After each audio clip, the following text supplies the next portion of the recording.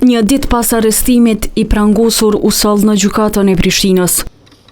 Miloš Antovićit, ndaj secilit prokuroria speciale ka dyshime se ka shkaktuar dhunë e huliganizëm në protestën e zveçanit të 2023-s, ju caktua një muaj para burgim. Sipas kërkesës së PSRK-s, Antović ishte i pakapshëm për organet e drejtësisë për çka në mars ishin pezulluar hetimet.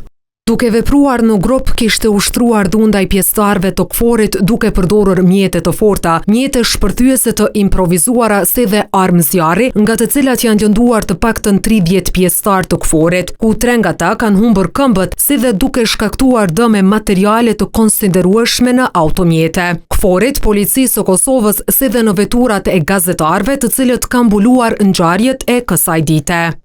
Antovićit gjatë arrestimit në shtëpinë e tij në fshatin Zhitkov së Zveçanit i janë sekuestruar edhe substanca narkotike dhe 12 aparate për prodhimin e kriptovalutave. Janë gjetur sasi e dyshuar substancë narkotike, si dhe një peshore e vogël, të cilën e kanë përdorur për marrjen e sasisë së substancave narkotike, një armë gjatë në posedim pa autorizim.